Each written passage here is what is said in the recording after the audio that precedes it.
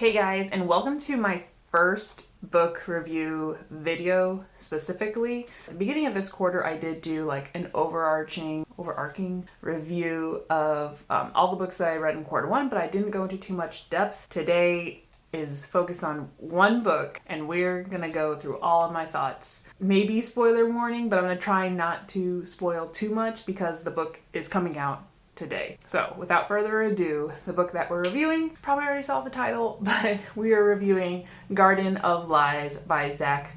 Pieper, I believe that's how you say your last name. I did not research that. I am so sorry, sir, but Zack. We're gonna call you Zack. Zack's book, Garden of Lies, is coming out today, May 17th, 2021, and I was fortunate enough to receive an ARC of this. I did get the e-ARC, and honestly, I did not want to stop reading this book. So let me preface this with, I've been trying to read more self-pub books this year, kind of as research, but also because that's who I want to support. I was excited about Zack's book because he started promoting it with his world building videos. That's like my number one favorite thing about fantasy books in particular is the world building. So I was like, all right, he's put a lot of detail into this. Let's see what it's all about. So we're going to go over several points. I got them in my notebook here. I actually took notes. This time, so I'm not just rambling and trying to remember.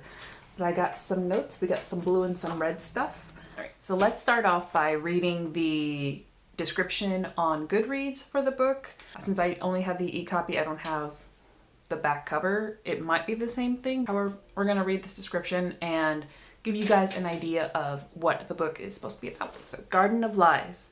Some lives are defined by a single choice. Selected at a young age to be trained as a warrior for an empire he detests, Dalj, a wolf shifter, must rally his pack against heavy odds in the Festival of the Hunt.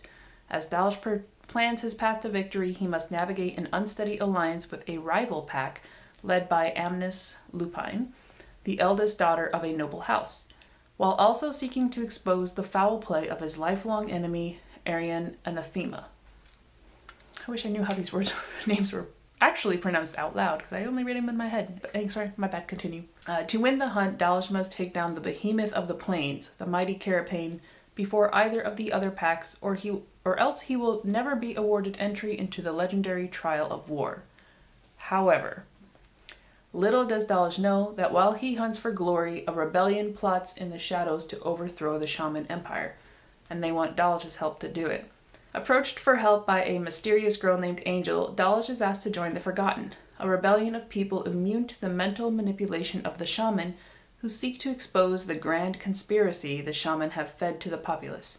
They must find a way to awaken the brainwashed masses and overcome the shaman's godlike powers before they are eradicated. Will Dalj join them, or will he succumb to darkness and mindlessly serve evil? There's your description. I guess the first point that I want to do for this review is, does the description match the content? Yes, like this is a very, very intricate description, I believe, because it does touch on not only what is essentially the plot for this first book in the series, but also the series like overarching plot. I think it was plenty of information, and I didn't read this before going into the book. I didn't really know much about what the book was actually about. I just heard little bits and pieces of what Zack had mentioned on his channel. So I was going in expecting fantasy. I wasn't sure, because I was going off the cover here, if it was like if it was a wolf, like a werewolf or a bear, but I expected some kind of like animal person combination thing. So that's where the shifters came in. He was really excited about the star map, and you have the maps in the book as well as like in the back of the cover here. So I was like, okay, there's something maybe with constellations or with star gods or something. I try to go in with an open mind, and I'm really glad that I did. The parts of the like series plot became more, I think they were more interesting because I was almost like surprised that there was more to the story, but pleasantly surprised, definitely.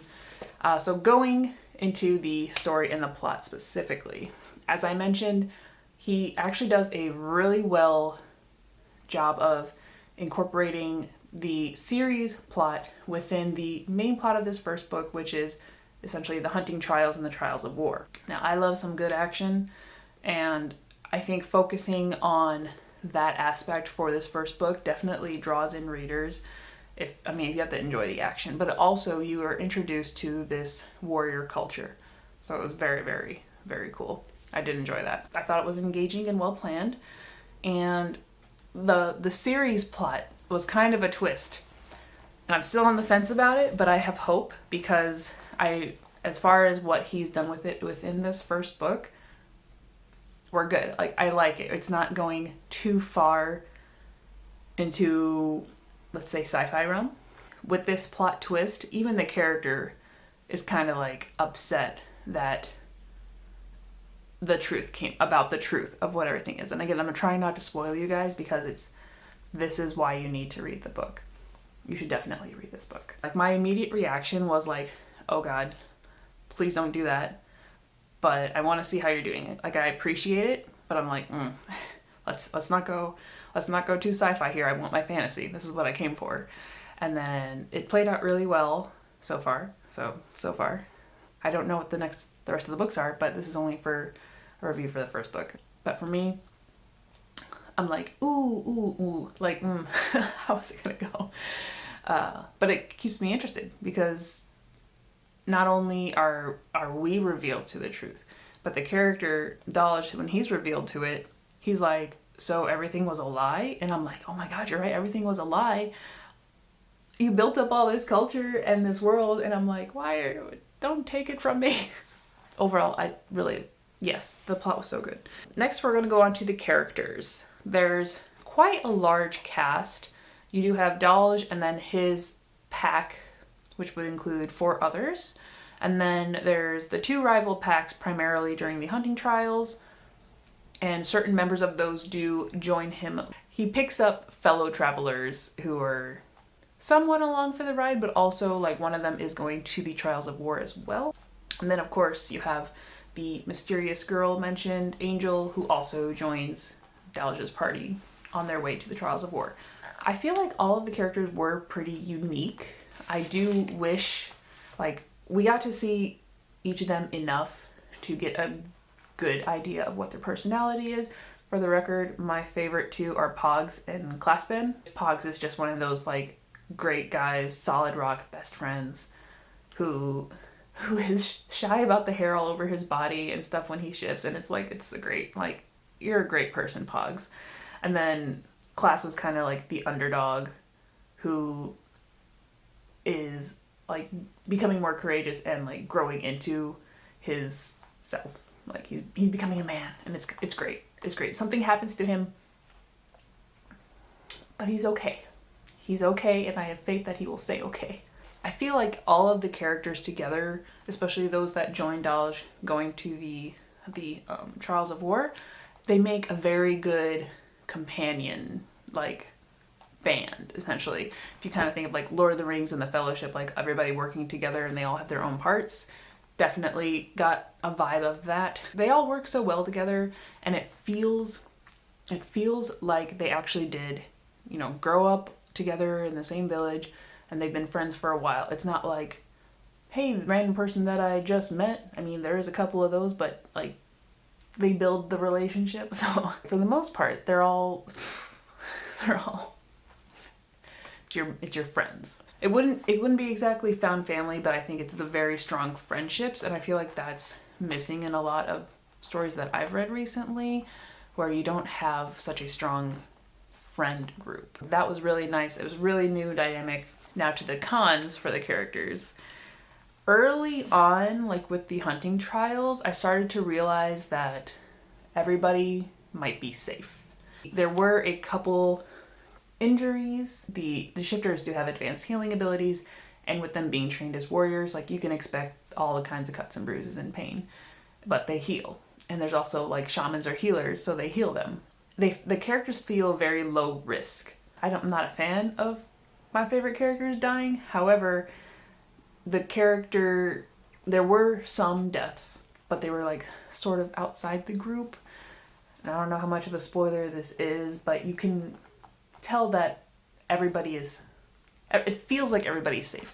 Now, what happens at the end of the book kind of changes things, but for the most part, I wasn't moved by the characters who did die. As far as like the main character goes, obviously he's the main character, so he shouldn't die. This isn't Game of Thrones. I wasn't afraid for him to lose, even to like lose his fight. And there are other extenuating circumstances that help him win when things get quite dire. It didn't feel as high risk as the world setting is. Where things are going with the series plot, no one's gonna be safe. Thankfully, none of my favorite characters died or anything really bad happened to them in the first book, but I would not be surprised if bad things happen upcoming in the next book.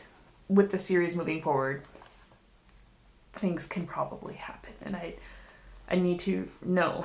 I need to know. The last 2 points I had on the characters was kind of piggybacking on that, where the main character, he's not what you would call like a Gary Stu. Like, he does have plenty of flaws, but as far as fighting goes, and granted, he's been trained as a warrior his whole life, but I feel like I said, I'm not worried that he's gonna lose. I know somehow he's gonna come on top, or even if he loses, it works out. The last one, this is kind of more of, it didn't happen very often, but when he did introduce the main female characters, there were primarily like just focus on their physical descriptions. It was kind of repetitive when they appeared the second time or so. I don't know, like, I guess I wanted more than just that physical description for the female characters, because he does build them up and they are like pretty badass. As a first impression description, I was kind of like, okay, pheromones, got it. That's all I have to say on that. So moving on to the writing, so the craft, the technique, or however his writing style. I crouched up in the book. Well, I thumbed it over because I read it on my Kindle, and it was a dream sequence, and it was in first person POV. I'm like, okay, well, it's a dream sequence. Okay. And then, you get out of the dream and it is in first person POV. I don't quite jive with first person POV. However, because of the character voice of Dalish, the protagonist, I was actually really enjoying it in first person POV. I think even if it was written in third person, I still would have enjoyed it. But because of kind of like the dialogue that goes on in his head and his emotions and the way that he describes certain things, like, I was totally fine with first person POV. It felt very, very casual and very narrative. It was very easy to read, which is a bonus. And as far as going into the characters' thoughts and like exposition, I'd say it was about 80-20 to sort of relevancy. Most of the exposition, like, you needed to know this for what was going on, and just a few times it went a little bit more in depth than you needed for that moment. However, because he's creating this whole new world, he's also learning things, but we're experiencing like his emotions and his perceptions on these things. I read every word because I wanted to know more about the world. So I feel like it definitely, when you're setting up all of these things, it's okay to have a little more extra like exposition. It was just nice little, it was weeded throughout very well. Threaded throughout, weeded throughout. And again, it was interesting because it's all new. It's not, describing a McDonald's. I don't read contemporary that much because I don't care. That all contributes to the pacing. The pacing I thought was really good. I feel like this definitely had a lot more texture to the writing because of the writing style. So there were typos, and this is something that he mentioned before his release, is he had an issue with the file upload, so he wasn't able to re-edit everything that he had got from his editor. I know this going into the reading, but I'm still gonna notice what the typos are. And honestly, what I did notice as far as like misspellings and a couple sort of like sentence structures, it was mostly toward the end of the book, but they didn't distract me at all from the story, from reading. Like, I didn't have to stop and reread a sentence 3 or 4 times to figure out what was he trying to say. Like, he's pretty clean on what he's trying to say. It's just sometimes a period became a comma or vice versa. And I think your mind didn't automatically correct most of those. So those errors did not affect my critique at all. Because like I said, I knew about it going into it. And it didn't affect my experience. So there was a bit of inconsistent language based on the world. And again, this is something I can't go into too much detail because it may spoil the bigger plot. In general, like if you're creating a world or you're in a fantasy world, whatever your setting is, you don't want to use language from modern today. So especially medieval fantasy, you're not going to use computer slang because it doesn't exist. You could argue that it could be created somehow, but certain phrases did pop up that I was like, I don't know if that fits there.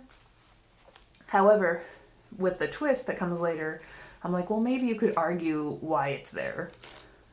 But when you initially read it, you're kind of going to be thrown off. So just stick through it and get to the twist. I think that's all I had for the writing. Like I'm gonna let you guys know I'm not an editor. I don't do the best with grammar and things myself.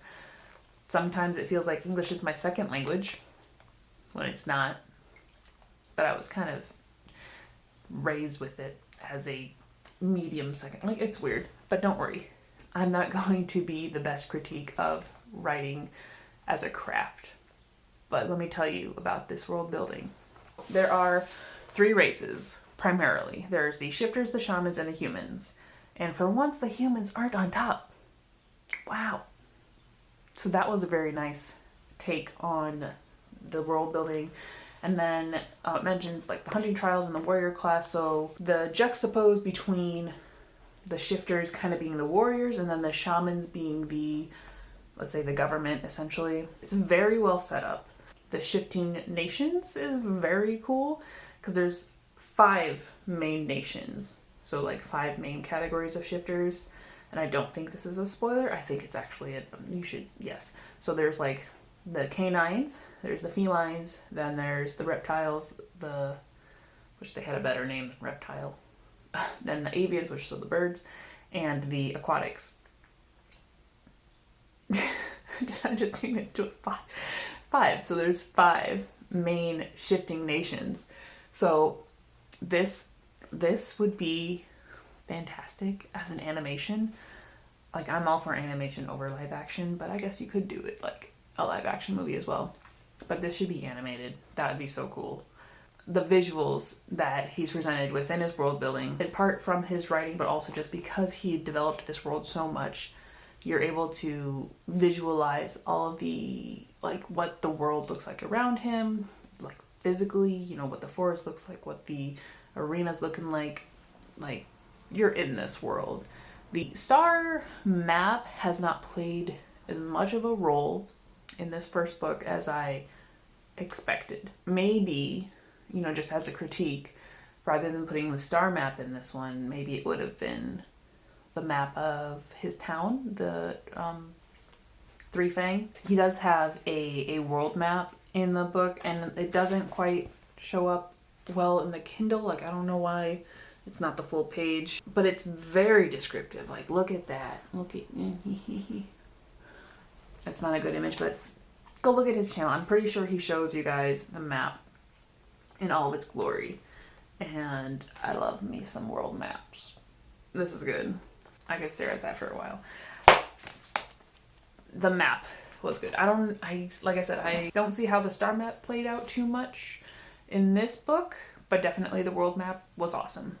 Add in a map of Three Fang, or illustrations of the weapons and stuff, or just, other, okay. Now we're getting too excited. But illustrations of some of the generic shifters could be cool. That'd be cool. Back to my notes. I guess my final point on the world building, without going into more depth than Zach's already gone on his channel, is the twist does affect your perception of it. To the point, as I mentioned, where I'm like, ooh, don't please, like, why? I share the same sentiment with the main character and being like, oh great, so is that even important anymore? Like, you got it. I'll let someone else spoil guys on that, because I think you definitely need to read it. And that's kind of where we're at. Is I think I've covered all the points as far as book content goes. I really enjoyed it, if you couldn't tell.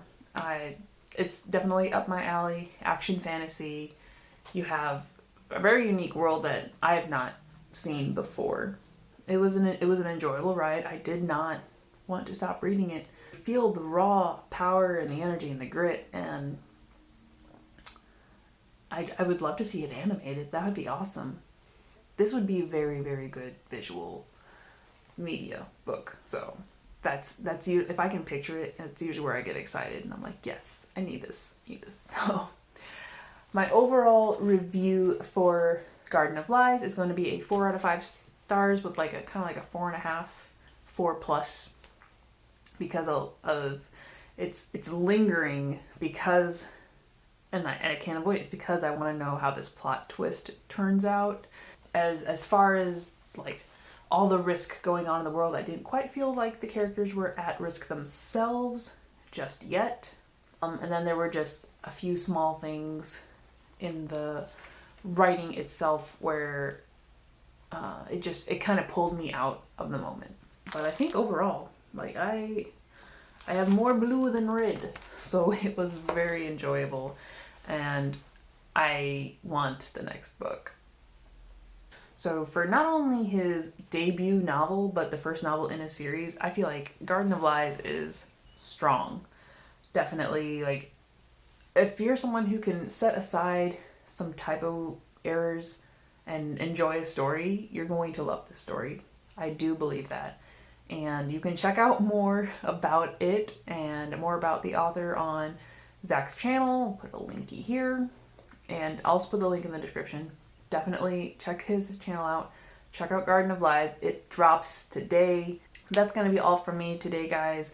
Thank you so much for watching. Again, I hope you pick up this book and you give it its fair shot, because it is very enjoyable. Like, I can't wait. I can't wait for the next one. It makes me excited for several things. It was a really good run. I really enjoyed it.